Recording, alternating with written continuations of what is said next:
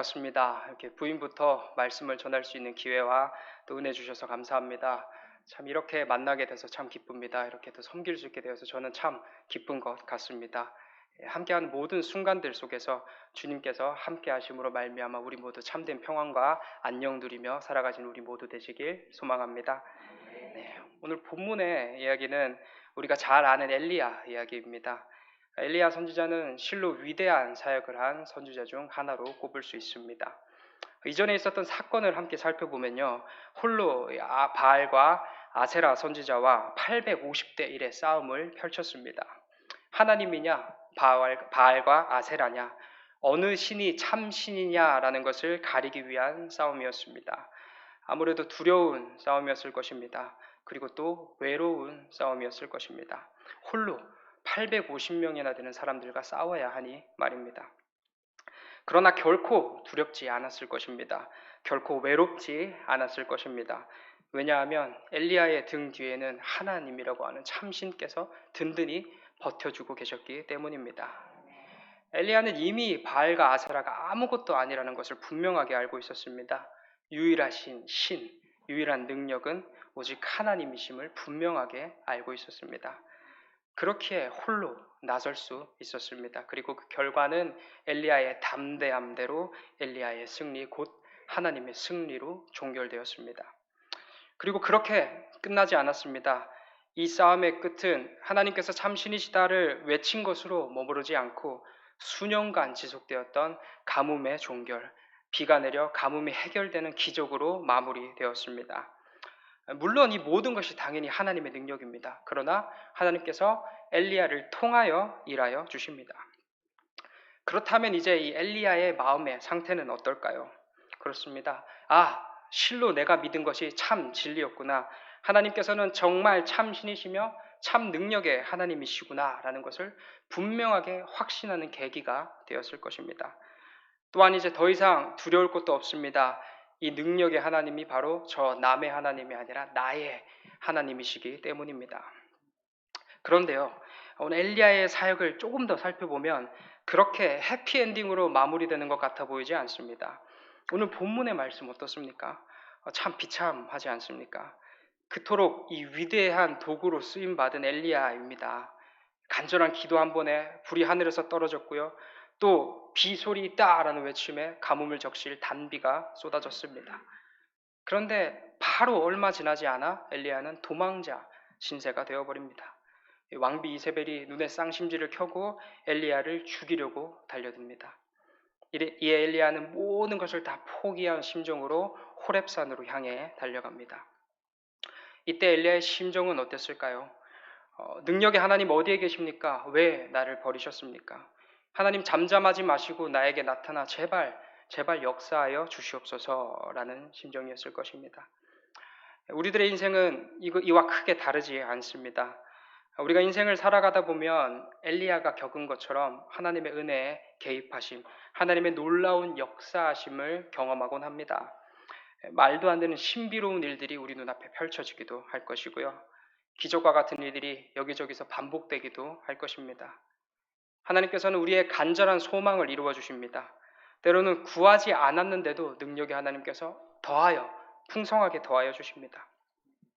그런데 그런 일들만 우리들의 삶 가운데 펼쳐지지는 않습니다.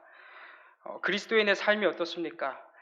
예수님을 믿어 하나님의 자녀가 되면 탄탄대로의 인생을 살아갈 법도 한데 그렇지 않습니다. 하나님께서 함께 하시고 그 하나님의 자녀가 되었으니 우리들의 삶에는 역경, 고난, 실패, 좌절 이런 게 없을 법도 한데 우리는 많은 시간 고난과 역경, 실패와 좌절 속에서 그 삶을 이어오고 있습니다. 이때 우리들의 고백이 바로 엘리야의 고백과 같습니다. 하나님 어디에 계십니까? 이전에 나의 삶에 보여주셨던 그 기적의 그 능력의 하나님 도대체 어디에 계십니까? 하나님 나와 함께 하신다 하셨잖아요. 도대체 어디에 계십니까 하나님? 이제 하나님께서는 이 질문에 대한 답을 하십니다.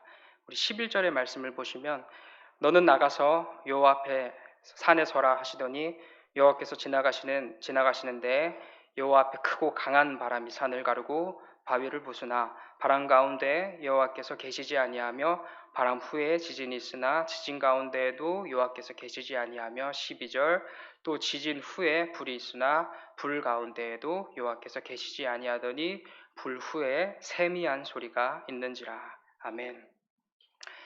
우리 하나님은 산을 가르고 바위를 부술 만한 크고 강한 바람 가운데에도 계시지 않으셨습니다. 또 바람이 지난 후에 땅을 뒤흔들 지진이 일어났는데 그 지진 가운데도 계시지 않으셨습니다. 지진 후에는 뜨거운 불길이 일었는데요. 그 가운데에도 하나님께서 계시지 않으셨습니다. 하나님께서 이 크고 웅장한 사건들이 모두 지난 후 전혀 기대하지 않았던 방식, 세미한 소리로 엘리야를 찾아오십니다. 세미한 소리, 어떤 소리인가요? 거의 들리지 않는 소리입니다. 간신히 귀를 기울여야, 이런 식으로 간신히 귀를 기울여야 겨우 들릴까 말까 하는 소리가 이 성경에서 이야기하고 있는 세미한 소리입니다. 그러나 이 엘리야를 포함한 우리 많은 사람들이 하나님을 기대할 때에 그런 세미한 소리로 속삭이듯이 다가오는 하나님을 기대하지는 않습니다.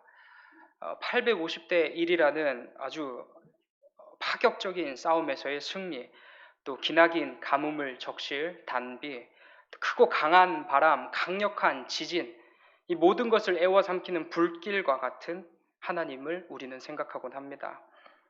우리 삶에 역사하셔야 할 하나님은 들릴 듯 말 듯하게 오신지 안 오신지도 모를 정도로 찾아오셔서 속삭이듯이 조용하게 말씀하시는 하나님이 아니라 지금의 삶의 문제를 역동적인 방법으로 역전시키시고 우리가 자꾸 부르짖을 때 기적과 같이 나타나셔서 우리들의 마음을 만지시고 회복시킬 그런 하나님을 우리는 찾곤 합니다.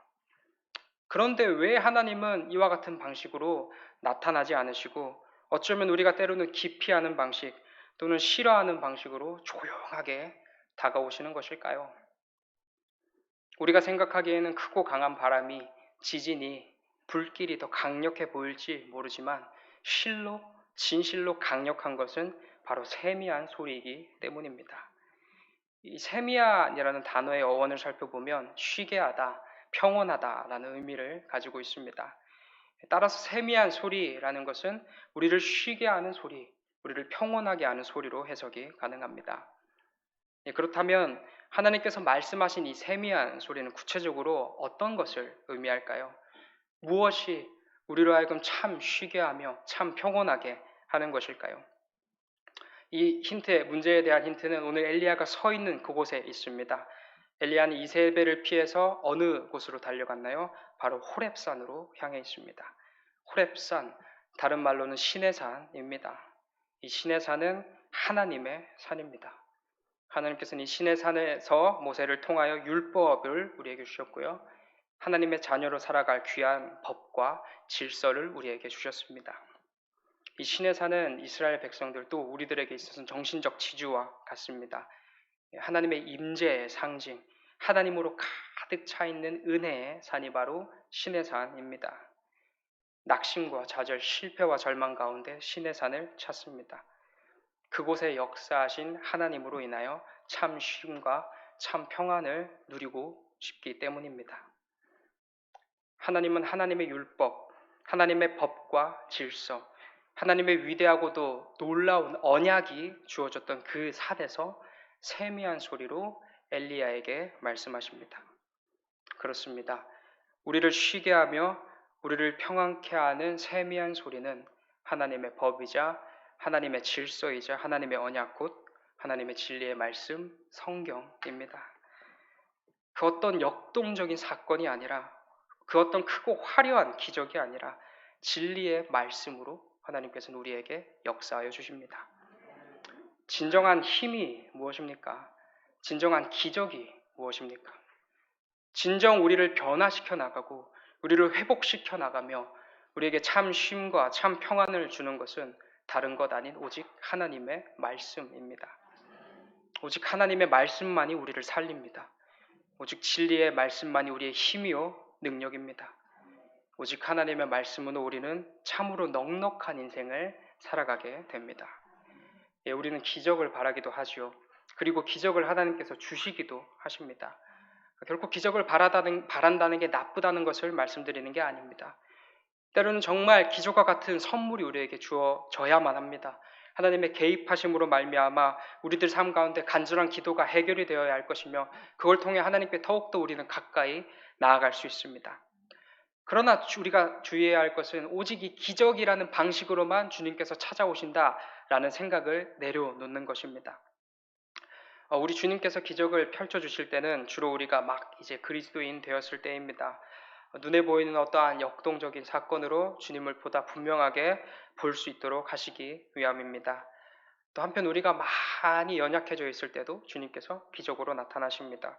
소망이 없고 희망이 없는 중에 주님께서 이 펼쳐주시는 놀라운 사건으로 말미암아 다시금 하나님께로 돌아올 수 있도록 말입니다.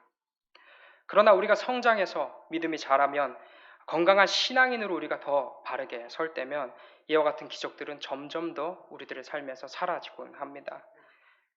왜 필요하지 않을까요? 이제 우리에게는 성경이 있기 때문입니다. 이 성경이 참 진리라는 사실이 우리 마음속에 굳건하고 우리는 참으로 그 굳게 이 성경을 신뢰하고 있기 때문에 더 이상 우리들의 삶에 기적이 필요하지 않게 됩니다. 근데 조금 더 바꿔서 생각하면 사실 이 가장 큰 기적이 이 하나님의 말씀일 것입니다. 하나님의 말씀이 우리에게 주어졌다라는 것만큼 큰 기적이 어디 있겠습니까? 우리 모두는 죄인입니다. 하나님의 법을 떠나 하나님의 법과 질서와 상관없는 곳에서 그곳을 향하여 다름박질하는 인생을 살아가고 있습니다. 단 한 명도 그 죄에서 자유로울 수 없습니다.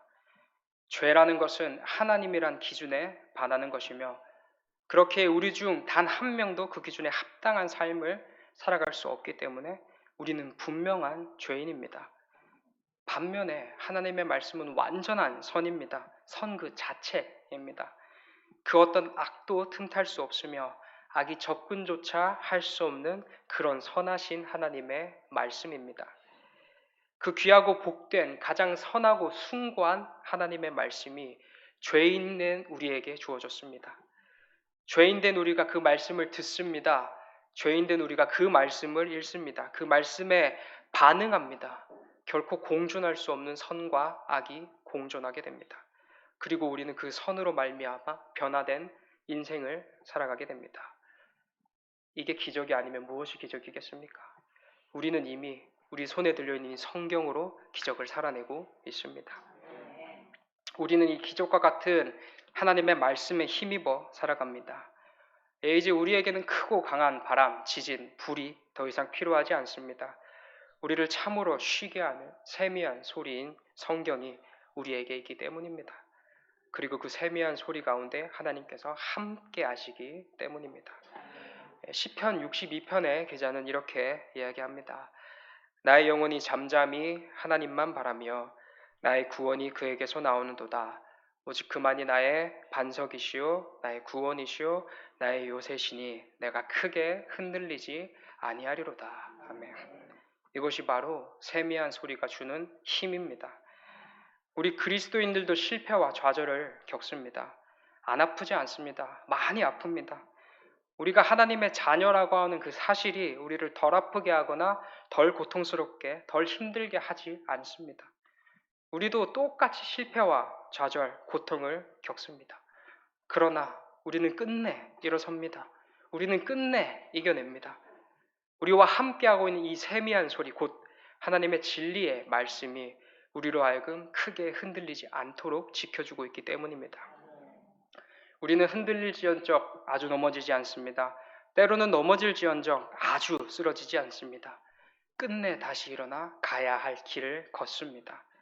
왜냐하면 우리는 우리의 걸음보다 크신 하나님을 믿기 때문입니다. 나의 반석이시고 나의 요새이시고 나의 구원 되시는 하나님께서 나와 영원토록 함께 하신다는 것을 믿기 때문입니다. 우리가 보기에 우리들의 삶에 있는 이 실패와 좌절이 또 초라해 보이고 값 없어 보이는 인생이 우리들의 인생 같아 보일 수도 있습니다. 매일매일의 삶이 너무나도 고통스러울 수도 있습니다. 그러나 우리는 하나님을 믿는 하나님의 자녀들입니다. 눈앞에 보이는 그 실패와 좌절이 결코 우리를 무너뜨릴 수 없습니다. 하나님은 언제나 선하시기 때문입니다. 나보다 더 잘 아시는 하나님, 이미 나보다 나의 앞길을 더 내다보고 계시는 그런 하나님, 우리보다 앞서가시어 길을 내시고 우리들의 모든 순간을, 우리들의 모든 걸음을 언제나 선하심으로 인도하시는 하나님이시기 때문입니다. 때로는 하나님의 선하심이 우리의 좌절일 수도 있습니다. 때로는 하나님의 선하심이 우리의 고통이며 우리의 절망일 수도 있습니다. 그러나 그 끝은 반드시 하나님의 선함으로 밝게 빛나고 있습니다.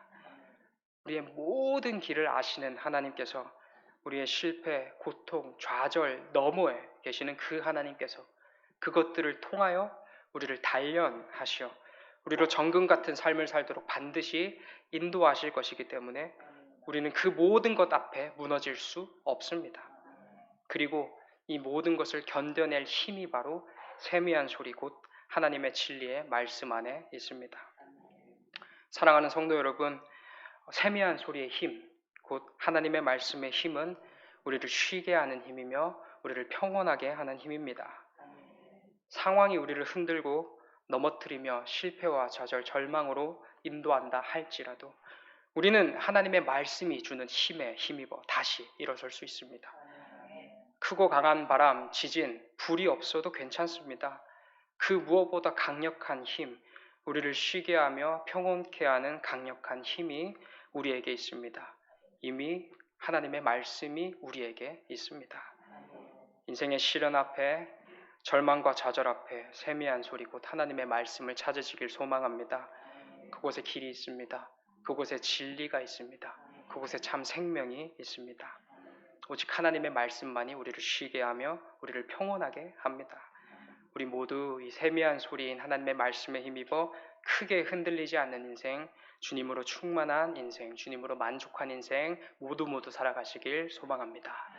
기도하겠습니다. 사랑과 은혜가 충만하신 하나님 아버지, 죄인된 우리로 하나님의 자녀되게 하여 주심에 감사합니다. 우리들의 모든 걸음을 지키시고 보호하여 주심에 감사합니다. 때로는 우리들의 삶 가운데 실패와 좌절, 절망과 낙심이 가득할지도 모릅니다. 주님, 우리의 놓인 그 상황 속에서 우리는 기적을 구하기도 할 것입니다. 하나님, 기적을 구하기 이전에 우리 먼저 하나님의 말씀을 보길 소망합니다. 그곳에 담겨있는 이미 하나님의 승리의 역사하심을 우리가 깊게 묵상함으로 다시 승리로 걸어나갈 수 있도록 저희들의 모든 삶을 지키시고 보호하여 주시옵소서. 오직 우리에게 주어진 이 말씀에 힘입어 걸어갑니다. 그 걸음 속에서 오직 하나님만 밝게 빛날 수 있도록 저희들의 마음과 생각을 지켜주시옵소서. 감사드리며 예수님 귀하신 이름으로 기도드립니다. 아멘.